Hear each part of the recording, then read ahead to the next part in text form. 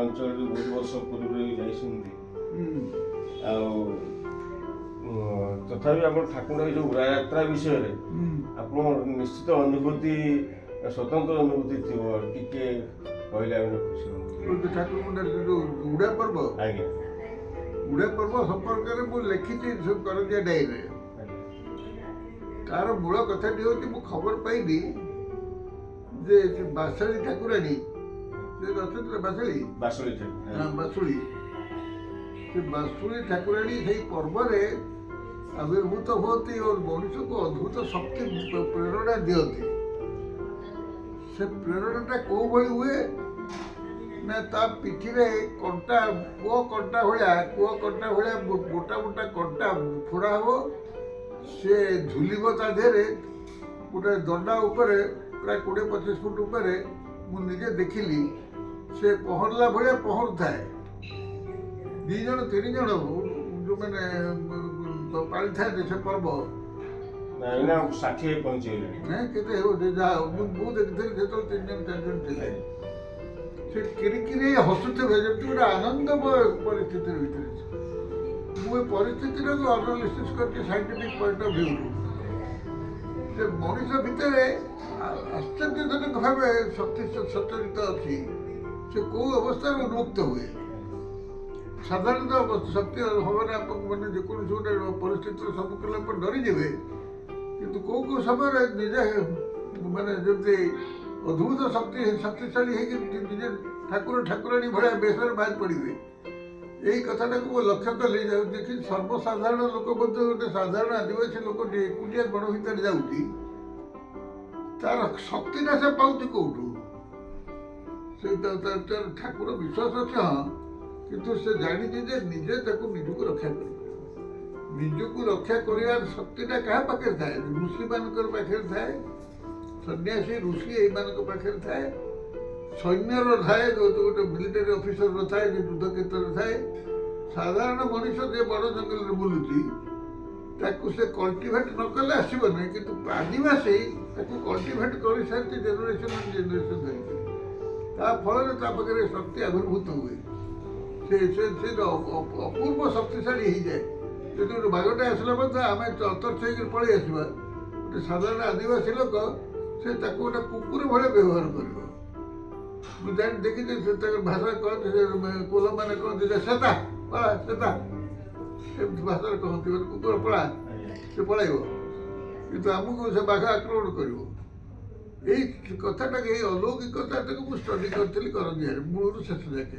ଏପରିକି ଭୂତ ବିଶ୍ୱାସ, ଭୂତ ପ୍ରେତ ବିଶ୍ୱାସ, ତନ୍ତ୍ର ବିଶ୍ୱାସ, ସବୁ ଜିନିଷ କରଞ୍ଜିଆରେ ଗୋଟି ଗୋଟି କରି ମୁଁ ସିଷ୍ଟମାଟିକାଲି ଷ୍ଟଡି କରିଥିଲି। ମୁଁ ତାକୁ ଲିପିବଦ୍ଧ କରିଛି ପ୍ରାୟ 40-50ଟା ଆର୍ଟିକଲରେ। ସେଟା ଖବରକାଗଜରେ ବାହାରୁଥିଲା ପ୍ରତ୍ୟେକ ଦିନ।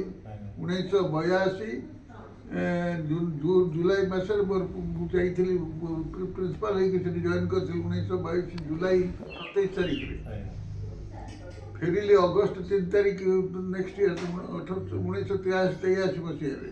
ଗୋଟେ ବର୍ଷ ଭିତରେ ମୁଁ ସେଠି ଯାହା କରିଛି, ସେଠି ମୋର ସବୁ ସାଙ୍ଗମାନେ ସବୁ ଯେଉଁ ଥିଲେ, ସାଧୁ ବାବୁ ବାପଙ୍କର ସାଧୁ ମହାନ୍ତ, ସେ ମୋର ଜଣେ ସାଙ୍ଗ ଥିଲେ, ମାନେ ମୋ ମିତ୍ର ଥିଲେ।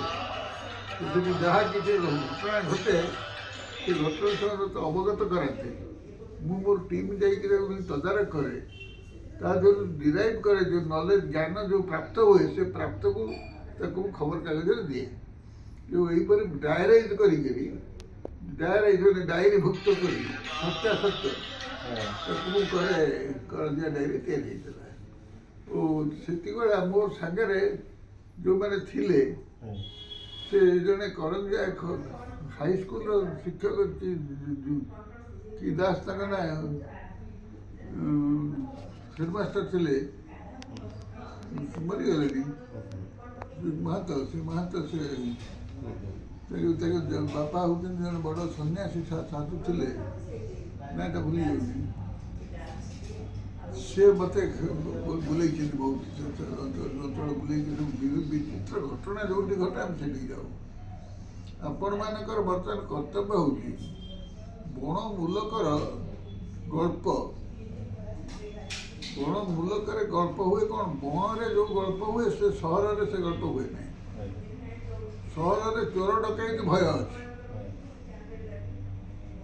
ବଣରେ ଚୋର ଡକାୟତିଙ୍କ ଭୟ ଛାଡ଼, ସେ ସବୁଠି ଅଛି। ଗୁଡ଼ାଏ ଅଲୌକିକ ଘଟଣାର ଭୟ ଅଛି। ଜୀବଜନ୍ତୁ ଛଡ଼ା, ଭୂତ ପ୍ରେତ ଛଡ଼ା ଅଜଣା ଜଗତଟା ସେଠି ଥାଏ। ସେଠି ଯୋଉଠି ଜ୍ଞାନ ଅର୍ଜନ କରେ ଋଷିମାନେ କ'ଣ ଅରଣ୍ୟକୁ ଯାଆନ୍ତି ଜ୍ଞାନ ଅର୍ଜନ କରିବା ପାଇଁ, କାରଣ ସେଠି ଜ୍ଞାନର ଭଣ୍ଡାର ଅଛି। ଜ୍ଞାନ ସେଇଠୁ ମିଳେ।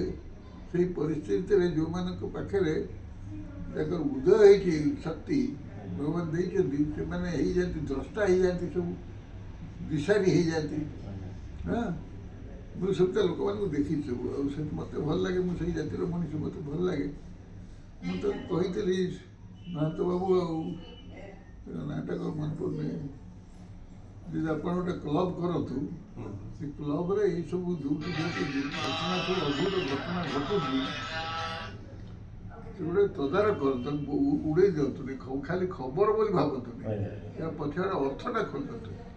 ସେଗୁଡ଼ାକୁ ମଧ୍ୟ ମୁଁ ମଧ୍ୟ ଚେଷ୍ଟା କରୁଥିଲି ତାକୁ ଟିଭିରେ ଦେବା ପାଇଁ। ବନାଳୀ, ଆମ ଇନ୍ଦ୍ରଧନୁ, ଏସବୁ ପୃଷ୍ଠା ସବୁ ଉଡ଼ାର ସବୁ ରହସ୍ୟଗୁଡ଼ା ସବୁ ତଥ୍ୟ ଦେଲେ ସେ ନୂଆ ଜ୍ଞାନର ଦିଗ ଖୋଲିବ।